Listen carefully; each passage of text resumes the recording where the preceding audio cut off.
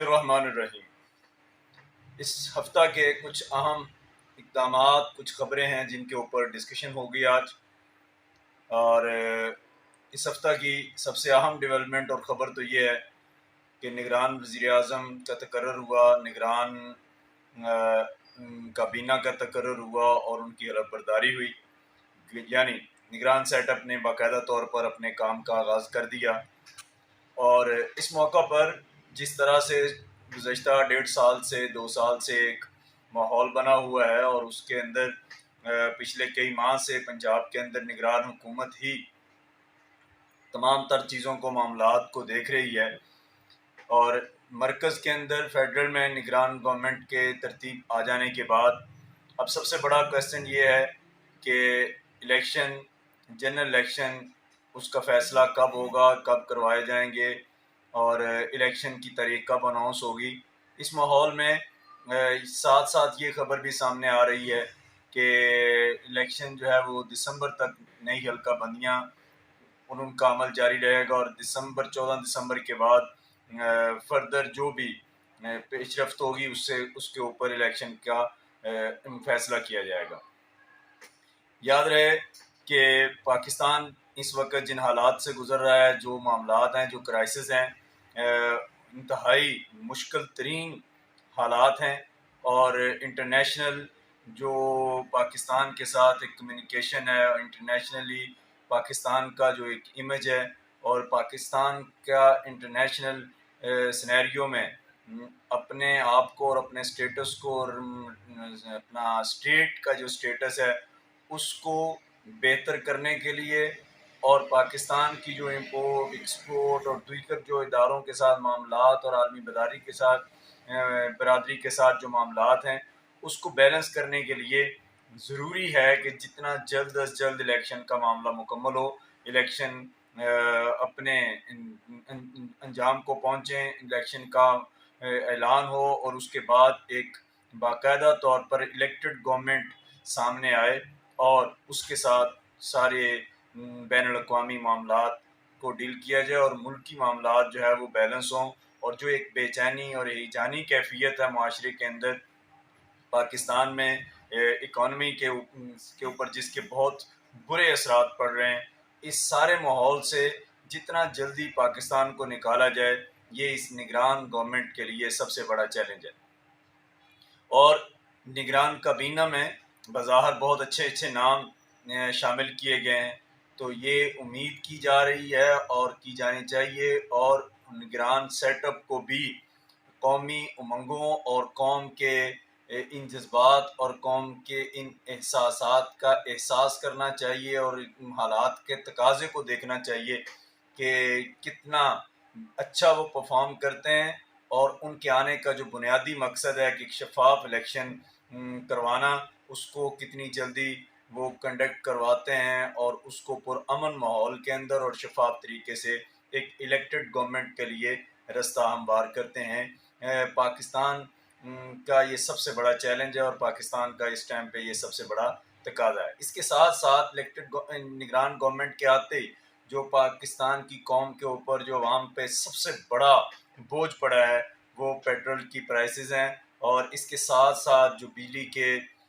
नर्ख हैं उनकी कीमतें उनको बढ़ाया गया और उसके ऊपर जो इस वक्त इस अगस्त के महीने के अंदर जो बिजली की वापडा की इलेक्ट्रिसिटी की कंपनियां बिल भेज रही है वो इंतहाई परेशान कुन है। एक आम आदमी, एक मिडिल क्लास फर्द और गरीब आदमी की तो बात ही ना करें, एक आम आदमी के लिए और एक अच्छे भले लोगों के लिए वो बिजली के बिल पे करना और उनको बर्दाश्त करना इस वक्त बहुत मुश्किल हो चुका हुआ है। गवर्नमेंट को इस हवाले से इंतहाई संजीदगी के साथ सोचना चाहिए कि एक आम पाकिस्तानी और उसकी इनकम सोर्सेज क्या हैं, उसके इनकम के हालात क्या हैं और उसके ऊपर अगर एक आम सा आदमी, एक आम सा फर्द घर के जिसके 4 से 5 लोग हैं, अगर वो भी 10-10, 15-15 हज़ार रुपये बिल का बर्दाश्त बोझ उठाएंगे तो आखिर वो अपना बाकी पूरा घर और बाकी उसके पूरे मामलात किस तरह से चलेंगे। ये इंतहाई परेशान कुन हालात है और उसके ऊपर जितना संजीदगी से सोचा जाए उतना कम है और आवाम को रिलीफ देने की कोशिश की जानी चाहिए। इसी हफ्ते के अंदर एक और बहुत बड़ा मामला हुआ। जड़ावाला ज़िला फैसलाबाद की एक तहसील है, वहाँ पर मुस्लिम ईसाई फसादात की एक सूरत बनी और उसके अंदर बहुत सारा नुकसान हुआ, लोगों की इमलाक का नुकसान हुआ, जिसकी बुनियादी वजह तौहीन कुरान और तौहीन रिसालत का वाक़या है। आज इसके ऊपर बड़ी अहम डेवलपमेंट हुई है कि आईजी पंजाब ने एक स्टेटमेंट इशू की है और वो बहुत मुनासिब स्टेटमेंट है कि उन्होंने कहा कि हम किसी भी सूरत मुस्लिम उम्मा तौहीन कुरान हो या तौहीन रिसालत हो, उसको किसी भी सूरत कबूल नहीं कर सकते, बर्दाश्त नहीं कर सकते। हमारे लिए, हमारे ईमान के लिए ये चीज़ किसी भी सूरत में काबिल कबूल नहीं है। और साथ ही उन्होंने जड़ावाला के दौरा के बाद जो हक़ाइक़ थे उसके ऊपर जो बात की कि लोग गिरफ़्तार किए जा रहे हैं, गिरफ़्तारियाँ हो रही हैं और शरपसंद अनासर गिरफ़्तार हो रहे हैं। इस सारे सिनेरियो में जो सबसे बड़ा एक अहम पॉइंट था वो ये था कि इस सारे इशू को मजहबी तबके और बिलखुसूस उलमा के सर थोपा जा रहा था, मस्जिद और मिंबर के सर थोपा जा रहा था कि ये जनाब मसाजिद से लोगों को शरंगेज़ी के लिए, शरपसंदी के लिए और उभारा गया और उनके अंदर इश्तियाल पैदा किया गया। लेकिन आईजी पंजाब ने बाकायदा तौर पर जड़ावाला पहुँच कर उलमा के साथ न सिर्फ जो है वो मुलाकातें की, उनको जो है इस हवाले से उनके किरदार को मीडिया पर लेके आए कि उन्होंने एक इंतहाई ज़िम्मेदाराना किरदार अदा किया। लोगों को इस मज़ीद जो इससे बड़ा नुकसानात उसका तवक्को की जा रही थी, उससे बचाया। लोगों को मज़ीद इश्तियाल में आने से, मज़ीद बड़े नुकसान की तरफ जाने से दूर रखा। अब ये गवर्नमेंट के लिए एक चैलेंज है और उसके ऊपर जस्टिस फाइज ईसा साहब भी जड़ावाला का विज़िट करते हैं। ये अदलिया के ऊपर, गवर्नमेंट के ऊपर एक बोझ है और इससे पहले भी बहुत सारे ऐसे वाक़यात हो चुके हैं, लेकिन वक़्त गुज़रने के साथ-साथ उसके ऊपर जो डंग टपाऊ और मिट्टी डालो पॉलिसी ऐसी इख्तियार की जाती है कि फिर वो किसी भी उसकी जो रिपोर्ट्स हैं और उसके जो असल मंतकी अंजाम है उस मामले का, वो उसको दबा के रख दिया जाता है। इस वाक़ये को भी ये गवर्नमेंट और बिलखुसूस निगरान गवर्नमेंट इसको अपने लिए टेस्ट केस बनाए और तौहीन कुरान के मुजरिम हैं या शरपसंदी फैलाने वाले लोग हैं, सबको बाकायदा तौर पर पब्लिक के सामने ऑन रिकॉर्ड लाया जाए और उनको करार वाकई सज़ा दी जाए। इसके साथ साथ इस हफ्ते की जो एक और बहुत बड़ी खबर और बहुत बड़ी डेवलपमेंट है, इस्लामाबाद के अंदर दो तीन तरह की हलचल जो है वो पाई गई हैं। पहली एक हलचल तो ये है कि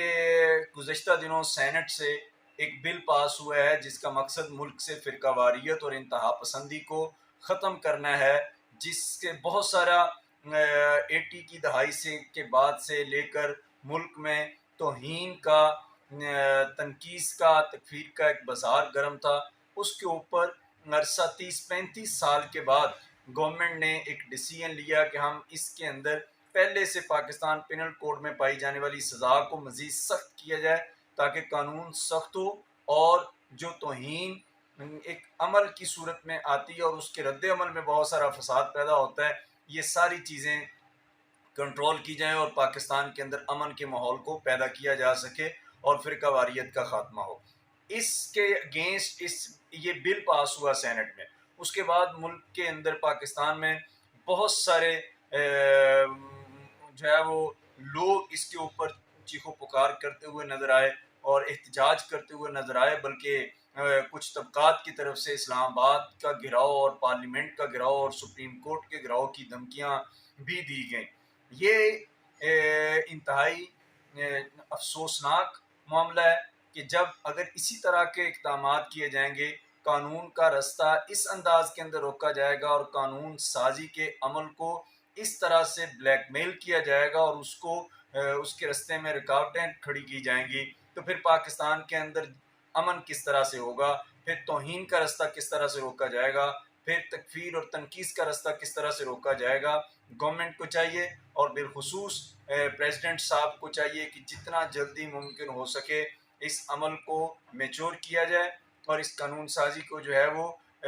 मैच्योर करके पाकिस्तान को अमन के लिए एक इस तोहफ़ा जो है वो दिया जाए और पाकिस्तान की अक्सरियती जो मुस्लिम कम्युनिटी है उसके जज्बात का एहतराम किया जाए। साथ साथ इसी इस्लामाबाद से गुज़श्ता 1-2 दिन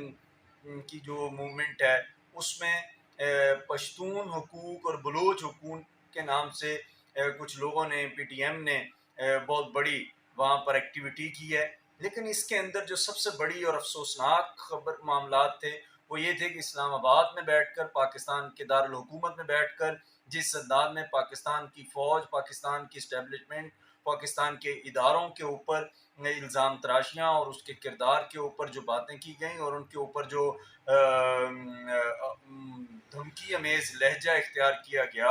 इससे पहले भी पश्तून कौम के साथ, पश्तून बेल्ट के साथ कई तलख़ तजर्बात इस तरह के हो चुके हैं कि प्लांटेड लोग, टीटीपी पाकिस्तान प्लांटेड थी, मुल्ला फजलुल्लाह और दीगर लोग, ये प्लांटेड लोग थे जिनको पश्तून बेल्ट, पश्तून के अंदर पाए जाने वाले दीनी जो है वो कल्चर उसके खात्मे के लिए फिर एक सियासी जो है वो वहाँ पर ग्रोह को मजबूत किया गया ताकि वहाँ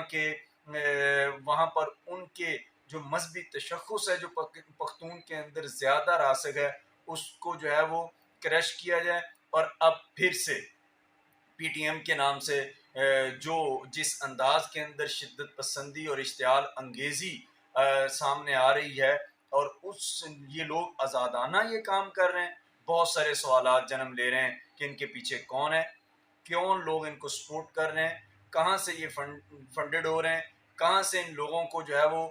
इस्लामाबाद तक पहुँचाने के लिए रास्ते हमवार किए जा रहे हैं। ये पश्तून कौम को और पश्तून